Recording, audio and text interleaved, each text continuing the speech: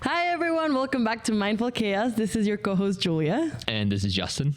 And today we have a very, very special topic, at least for me. We're going to talk about self-love.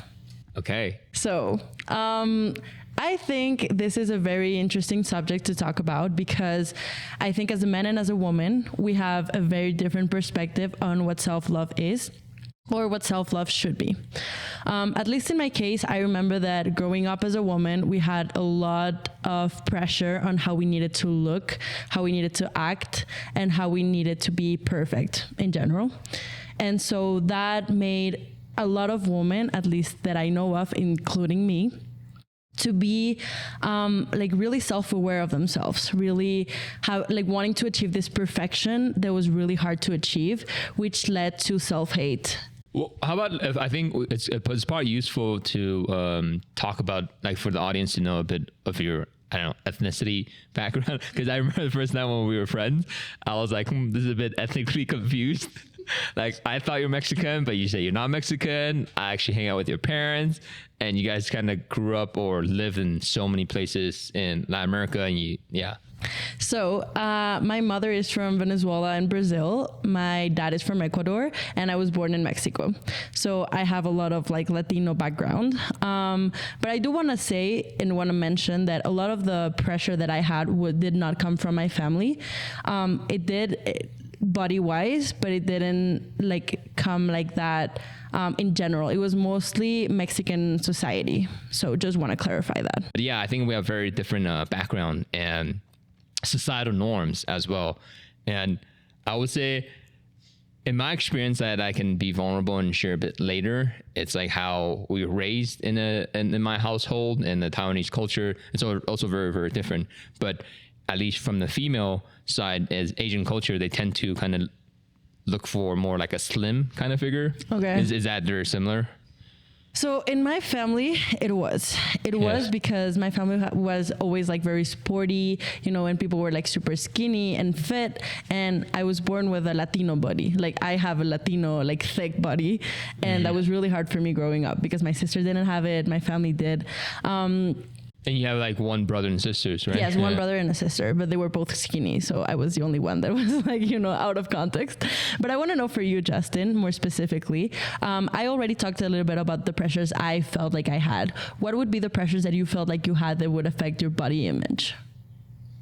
Oh, okay. Now I remember, have some flashbacks. Because I think sometimes when you have painful memories, you tend to suppress it or try to forget it.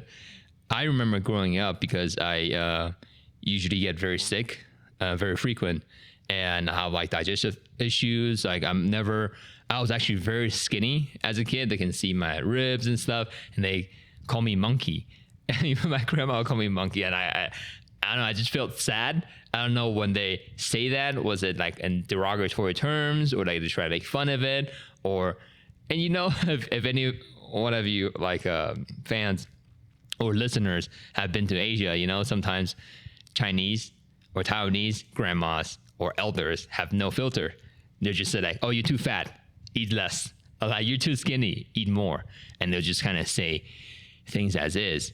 But now, since we're talking about this, thinking back, I was not body shamed, but they always felt hey, how come your parents don't feed you enough? Why you're so skinny, X, Y, and Z. But it wasn't never there's no obesity that runs in my family per se. So in terms of body image, that's the only part that I've encountered.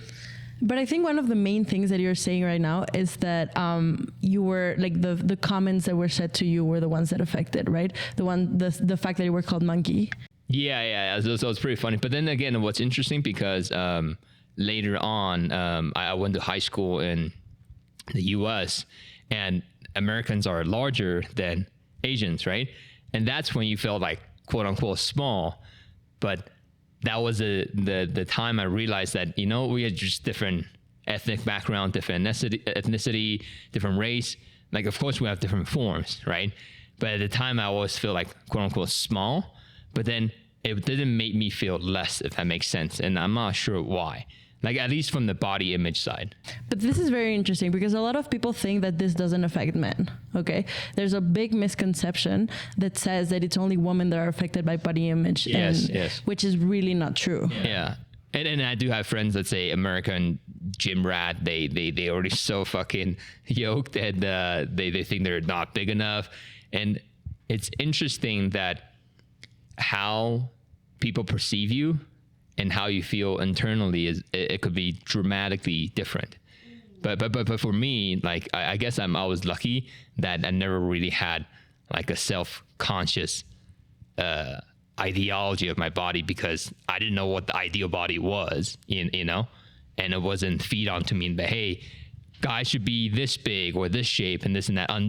Until actually I went to the US, I was like, why people emphasize so much about how they look? So that's quite different than how I was raised, you know, and at least in Taiwanese culture growing up. Because I do think there's a cultural factor here. That's what I was trying to explain. The closer you are to the United States, the more material you are, right? Yes, and one of the main things that at least helped me understand that my body wasn't everything I was understanding that I am much more than my material self, which is my physical body. Like I felt like the only thing I had to offer was my physical body. So I felt like it was never enough, right? Yes. But the moment I understood I have so many more things that I can offer, for example, my brain, my knowledge, even my soul, how I treat others, you know, that made me like a whole different person. And there were like so many things that I was able to love then. Yeah, and not only that, you have to kind of think about, this is something that I contemplated more on. It's like the Western society is predominantly like consumers and driven, right? They want you to have debt. They want you to feel not good enough, so you can buy into their narrative, into the either product or service, and try to quote unquote make you feel better. But how do they know who you are and what is best for you? So if you have that framework and logic of understanding what forces are working behind the scenes, you can try to uncover a veil that's like really, really fucked up, because the predominant society that's driven by consumerism or capitalism is to try to make you feel like shit. So when you feel shit, then you know that like indirectly you're not going to have self-love, you know, you're going to question stuff. And if you really look at culturally in human history, the standards of beauty also changed. Like back in Tang Dynasty, thousands of years ago in China, women who are more plump are considered desirable because that symbolize wealth and abundance and fertility and all that. At what point it got into skinny, you know, the Victoria's Secret model, and now come into reggaeton and like color curvy. Like people are just fucking confused now. It's like, honestly, they just feel happy about yourself, be healthy, and have your own standards instead of buying into other people's narrative and be like, oh, this should be the best version of you. How the fuck do they know, you know? I want to kind of dive in a bit, like, so what was because it seems like this is something external around you, and then you kind of assign value or weight of those external values on yourself, or there's like a couple people that were judging you, or is it like what was the source of pain? Or it seems like the source of pain doesn't come from yourself, right? It's like, oh, it seems like externally there's a certain standards, and then let's say the teacher or the students would like, oh, look at me, and then that kind of make you feel a certain way. Because I want the listeners or our fans to kind of understand, like, how do they understand the mechanism from a female perspective? Because I'm not a female, right? And then when first I met you, like, yeah, I said like, well, like you're just you, right? I don't think about that kind of side of things. So if you can kind of dissect a bit more to people and say, how would they address that? So, okay, for memory of pain, once again, I was bullied when I was younger. And it was always bullying throughout like my body. People would tell me like straightforward, you're fat. Like that would be it. And in Mexico. In Mexico, yeah. Then I would have my family again that was like, oh, you need to have diet, you know, you need to start exercising, whatever. So that was kind of like the memory of pain that started it all. But once again, I think it's just like a reflection of yourself, because the moment you start hating yourself, okay, people are gonna kind of reflect that upon you, because I think everyone is a mirror of yourself. So the moment I used to see myself in the mirror and realize I didn't like myself, Okay, so it kind of goes into the cycle. It's like somebody externally say something, and then you kind of look at yourself, and you have like a narrative that you just keep telling yourself. Exactly. And then you start believing it. You start believing that you're not enough, that everything you do is worse, right? And that, once again, I come back to what I was trying to say, which is like forgiving yourself. So for so many years, you hate yourself that then you feel like you don't deserve to be forgiven for hating yourself that much. You want to start doing like healthier things. You want to start like actually loving yourself, but you can't because you have been so aware of how like the bad things that you've done that you just feel like you don't deserve forgiveness for it. And then what switched? You're like, fuck, this is enough. Like, was it too painful? Like, because some people just go very, very downhill, right? Bulimia. Like, I dated a girl before, like that she had that issue, but I never thought she was like not good looking. She's actually very good looking and very good shape, but like how she was raised by her mom was, you know, a very negative. Because the thing is, I also went through the path of not like bulimia and like. Bulimia is what, like, what's the difference? You eat and throw up, yeah, right? you make yourself like vomit. And I also went through not eating. Yeah. Like I just stopped eating for like a whole year. I would just have a shake. So I understand that. And it doesn't. You have a shake a whole day. All day, just a shake. But what I want to say with this is, honestly, it's one of the responses you have as a way of punishing yourself for not being enough. Okay. Like, at least that was in my case. It didn't matter that I was skinny. It didn't matter that I was fat. It was just more, okay, I'm not enough, so I'm just gonna punish myself for it. Yeah. You know, I don't even deserve food, because you kind of relate food to looking good. And that's the important part about being a woman. So you kind of subconsciously draw that comparison, but that whether that's valid or not, you don't know, right? Yeah. So what switched? So one day I was writing in my journal. I really, really, really recommend people to start writing on your journals. It's really important because you start connecting with yourself and you start realizing that there are many traumas that you didn't know that you can actually solve.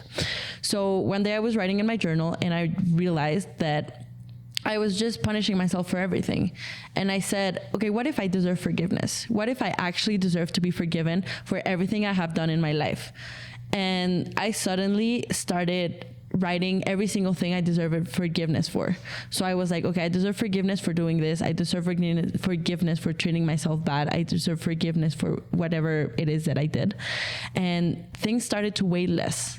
And I started like being able to just come out of my shell and be like, oh, okay, so and how long was the process? It seems like it's a bit like not hypnosis, but like similar to like NLP. Like, yes, it's probably NLP. It's like returning to that trauma that gave you like a response. Exactly. Yeah. And then you just forgive yourself, you acknowledge the trauma, and then it kind of reduces it. I don't know how to explain. And how long, like you were doing it every day? Like you were took me like probably 2 years to actually start loving myself. But it was like a pretty intense pain. Like, yes, it was. I couldn't stop thinking of anything else all day. I was just thinking of not to eat food. What food was I eating? What did I just eat? And I was thinking of how much I hated myself. Why did I just say that? It was it was exhausting. That was all I think about. Your siblings were aware of that, or like your family was aware? My sister had anorexia, so she's also in this path.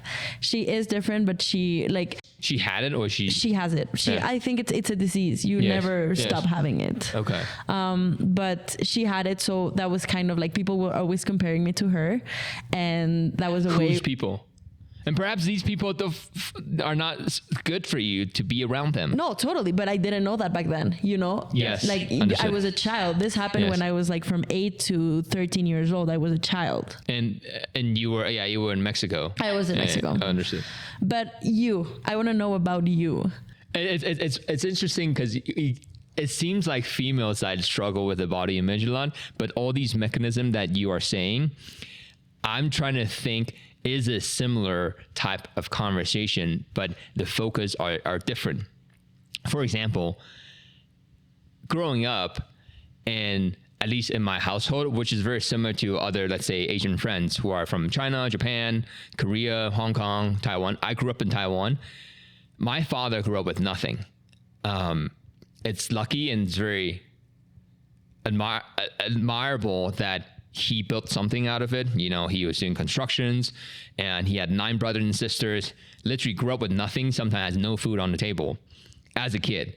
So he will always talk about like, oh, you should be lucky that we're eating chicken. The last time, like when I was a kid, when I can eat chicken was when there's like ceremonies, you know, because Taoism in Taiwan is a predominant religion, and they do the burning incense and do all that stuff. So like, you should finish your food. So they always force me to finish food. I was like, dude, like we're living in a different environment. I couldn't understand that context growing up. But the point of that context is that he grew up in a very rough time. So his dad didn't give him love in, I guess, the normal or like a healthy way. You know, violence or like, let's say physical punishment is normal. I get hit as a kid, you know, that's quote unquote normal, right? So it wasn't like, hey, good job. It was never enough. So I was pretty good in school, takes like A's, you know, A minus. But let's say if it's A minus, he was like, why is it A minus? And we'll have different kind of dynamic and interaction with my father. That's, in my opinion, looking back, I think it's unhealthy, but then it's the best that he could do. And that causes a lot of, I guess, trauma response growing up later, which could be positive or negative. For example, overachiever, right? You want to accomplish more and be like, okay, 98 not good enough, has to get 100.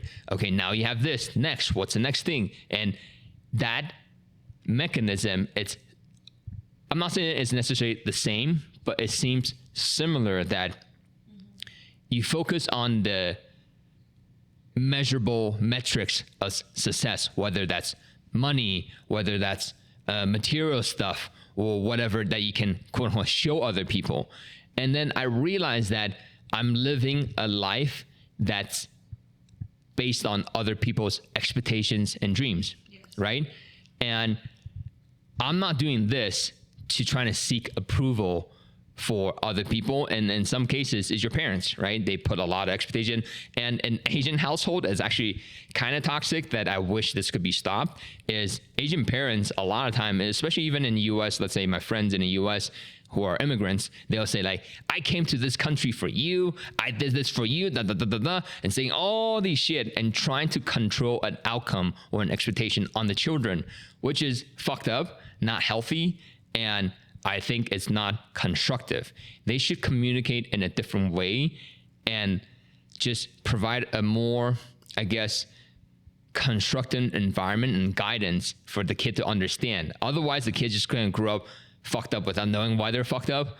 And it took me a long time to kind of understand that and trying to walk out of that, if that makes sense. No, and I can see how that affects you, like self-love wise, because you're never enough, right? Exactly, so like you always need to overachieve to be able to kind of feel some kind of pride by yourself, which is like, I totally understand. But then again, I'll also argue as I get older, and what you're saying about the self-love, that reflects a lot on your personal relationship, whether it's friends or lovers too, right?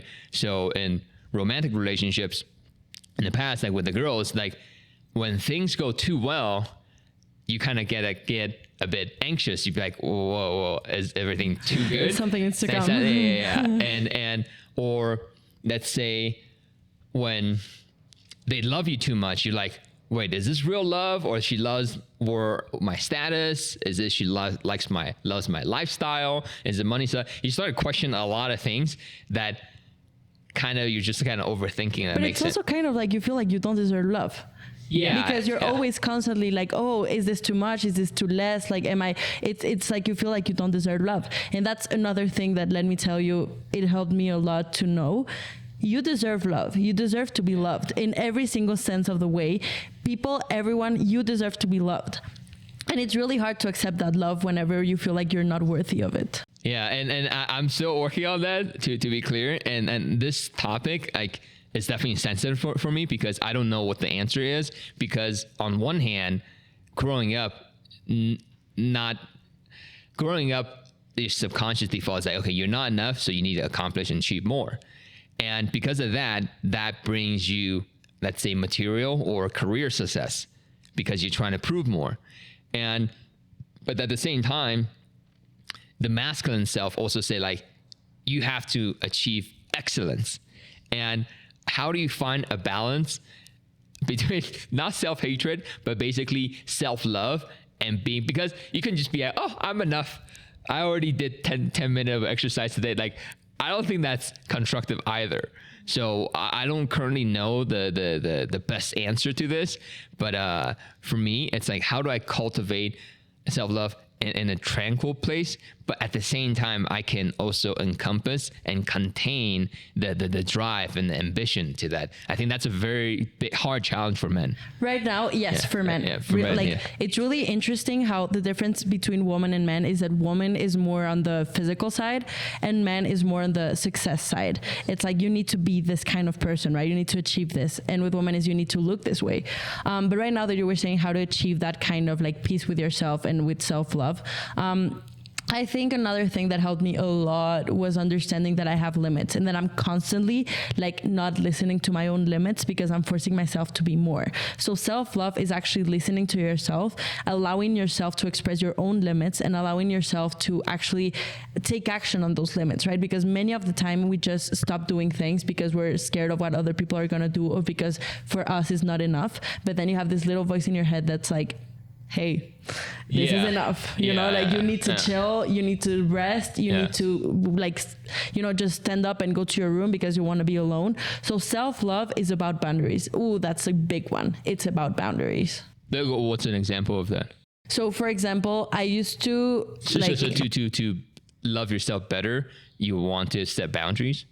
Yes, you want to set boundaries for yourself because it's a way of respecting yourself. Okay. Because if you don't set boundaries, Understood. you know, you're just like doing whatever other people want you to do when that's not like actually respecting yourself. Yes.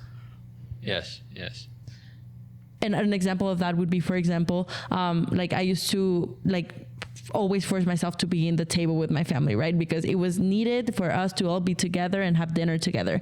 And then there would be times where I would be just so tired that I didn't want to go. And then the one time I did like, hey, you know what? I'm standing up, I'm going home. It was a time where I felt so good about myself. And I was like, you know what? This is good. I'm doing this for myself. It's like a treat to yourself. Yeah. And now I'm also at the point that I learned that if you cannot love yourself, it's hard to love other people. Oof. And that's like just hard to be around. You know, like sometimes that's not a good energy to kind of share.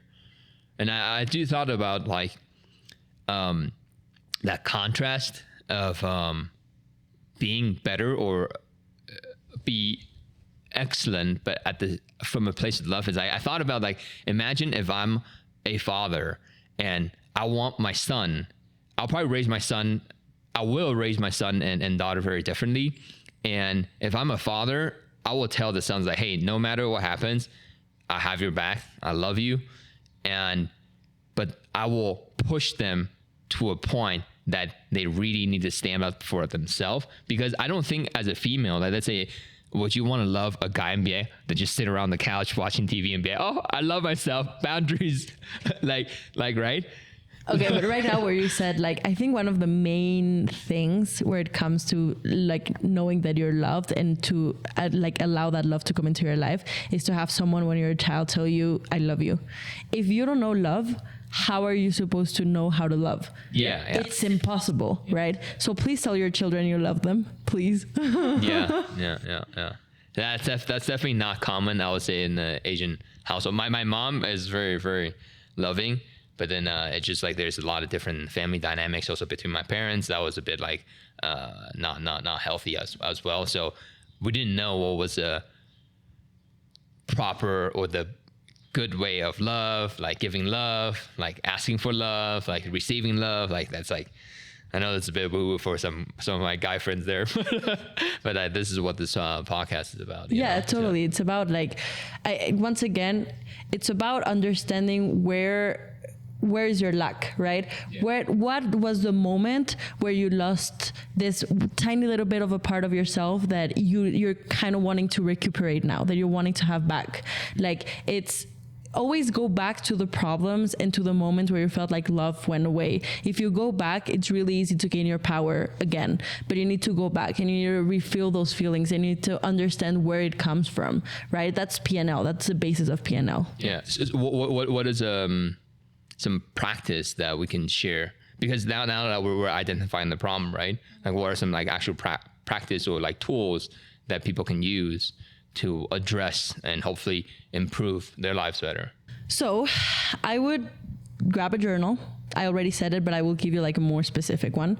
I would grab a journal. I would say all the moments, I would write all the moments where I would feel like something was taken away from me, a pain, like a moment of pain.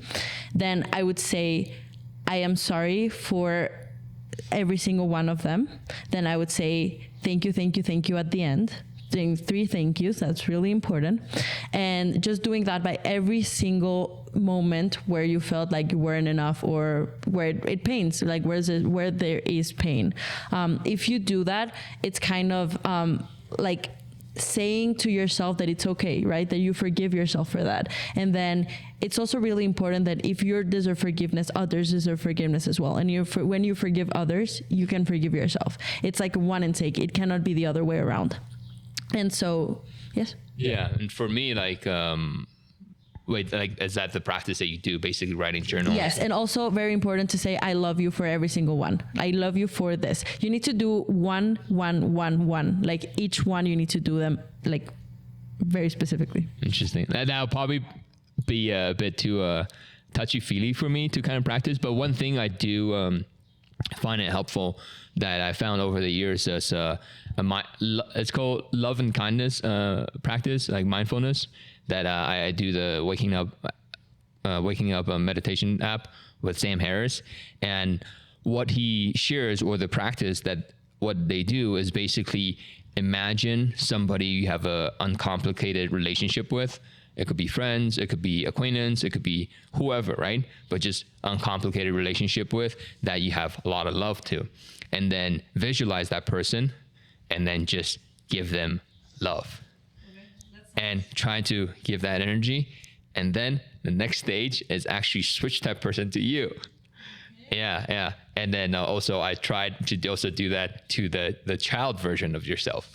And that's a bit like very, very like, I would say powerful. Yes. And if it helps, you can look through the childhood photos and then say that, hey man, I got you.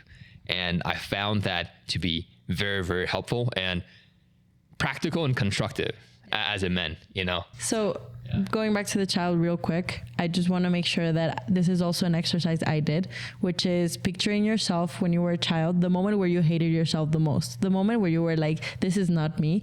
That's the one you need to picture, and hugging yourself. Just hugging yourself and being like, hey, I got you. Like, I am the love that you never had when you were a child. I am the one that's going to give you everything that you deserve that no one did when you were a child, right?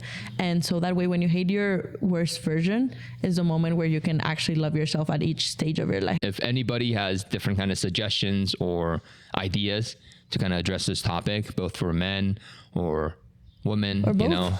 Or both, like, feel free to share in the comments, and we'll like to hear a bit more, and these are just some of our journeys that I'm happy you guys are hearing us. Yeah. So. Thank you for being a part of our own journeys. Yeah. Thank you.